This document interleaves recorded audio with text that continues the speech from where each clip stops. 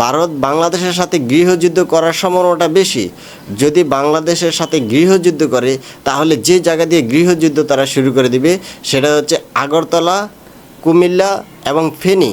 এই সাইডটা দিয়ে তারা যুদ্ধ করবে, কারণ পার্বত্য চট্টগ্রাম তাদের আয়ত্তে নেওয়ার জন্য তারা একটা গৃহযুদ্ধ শুরু করে দিতে পারে। তো সেই ক্ষেত্রে তারা সর্বপ্রথম যেখানে টাচ করবে গৃহযুদ্ধের জন্য আগরতলা। আগরতলা থেকে যখন যুদ্ধ শুরু করবে তখন বাংলাদেশ স্থলপথে যুদ্ধ করতে পারবে না, তখন আকাশপথটাকে বেছে নিতে হবে বাংলাদেশ, আর সেটাতে বাংলাদেশ শক্ত হাতে তাদেরকে দমন করতে পারবে। প্রিয় গাইস, আমি আজকে কিছু গুরুত্বপূর্ণ কথা নিয়ে আপনাদের সামনে হাজির হয়েছি, বা আমি কিছু গুরুত্বপূর্ণ কথা বলতে চাচ্ছি।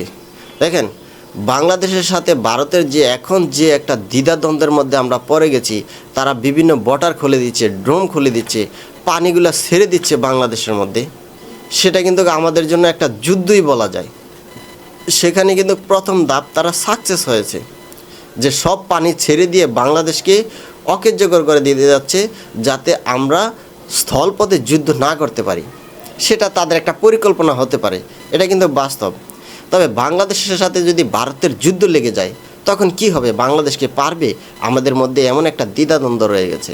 দেখেন, বাংলাদেশের সাথে কখনো ভারত পারবে না। যদি বাংলাদেশের সাথে যুদ্ধ করে ভারত পারতো তাহলে এত কৌশল ভারত কখনোই করতো না। ভারত থাপা মেরে বাংলাদেশকে দখল করে ফেলতো।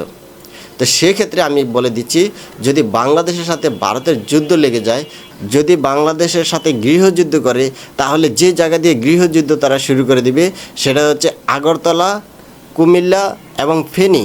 এই সাইডটা দিয়ে তারা যুদ্ধ করবে, কারণ পার্বত্য চট্টগ্রাম তাদের আয়ত্তে নেওয়ার জন্য তারা একটা গৃহযুদ্ধ শুরু করে দিতে পারে। তো সেই ক্ষেত্রে তারা সর্বপ্রথম যেখানে টাচ করবে গৃহযুদ্ধের জন্য আগরতলা। আগরতলা থেকে যখন যুদ্ধ শুরু করবে তখন বাংলাদেশ সেনাবাহিনী বা বাংলাদেশ প্রশাসন তখন কিন্তু এই স্থলপথে যুদ্ধ করতে ব্যর্থ হবে, কারণ পানি থাকার কারণে।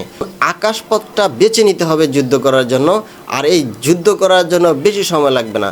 5 থেকে 6 ঘন্টা যদি যুদ্ধ করে তাহলে ভারত পিছু হটে যাবে। কিন্তু ঘটনা এখানে শেষ নয়।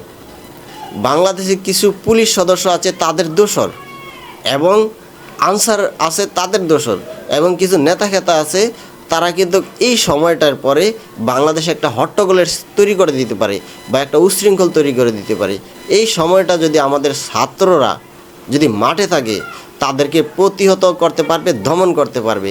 শুধু ছাত্র নয়, প্রতিটা মানুষ সতর্ক থাকতে হবে যেন কোনো অপশক্তি বাংলাদেশের মধ্যে উচ্ছৃঙ্খল করতে না পারে।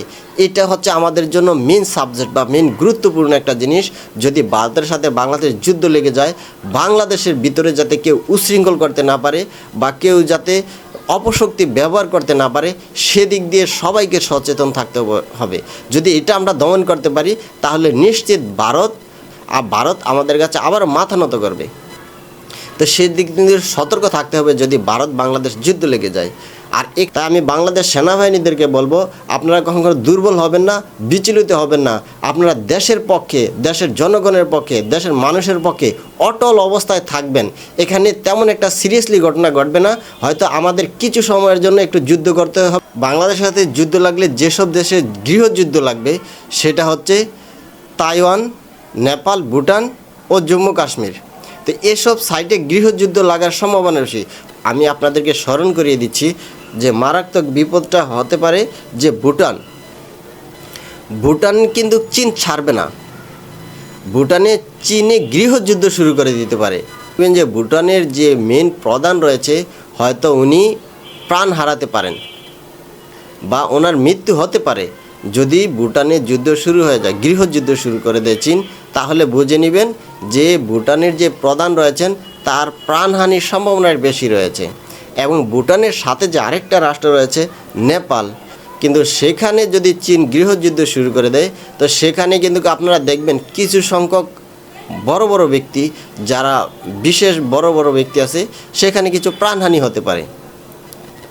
তাহলে আমরা দেখতেছি এই বাংলাদেশের সাথে যদি ভারত যুদ্ধ লাগে তাহলে এই জায়গাগুলোতে যুদ্ধ লাগবে 100% কমন। তাইওয়ানে গৃহযুদ্ধ শুরু হয়ে যাবে। তাহলে চীন শুধু 3-4টা রাষ্ট্রের সাথে যুদ্ধ শুরু করে দেবে, গৃহযুদ্ধ শুরু করে দেবে। এমনকি ভারতের সাথেও তারা একটা যুদ্ধের পরিকল্পনা করতে পারে। এদিক দিয়ে দেখবেন মাঠ গরম হয়ে গেছে।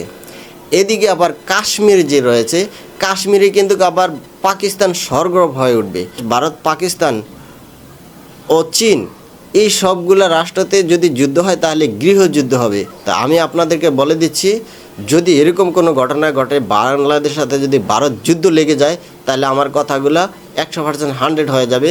তবে আমরা বাংলাদেশের মধ্যে যারাই থাকবো তারা যেন অপশক্তি মাথা চারা দিয়ে উঠতে না পারে। যদি এটাকে আমরা কন্ট্রোল করতে পারি তাহলে আমাদের দেশে গৃহযুদ্ধের সম্ভাবনাটাই কম। আর যদি এটা আমরা করতে না পারি তাহলে আমাদের দেশে গৃহযুদ্ধ লেগে যাবে। তবে আশা করি আমাদের দেশে গৃহযুদ্ধ লাগবে না, কারণ আমরা জনগণ যেভাবে সতর্ক আছি, ছাত্ররা এভাবে সতর্ক আছে। এই কারণে যারাই অপশক্তি ব্যবহার করুক না কেন তাদেরকে দমন করা আমাদের জন্য একদম সহজ হয়ে যাবে। আমরা এই দিক দিয়ে যদি সতর্ক থাকি তাহলে ভারত কখনোই আমাদের সাথে যুদ্ধ করে পারবে না।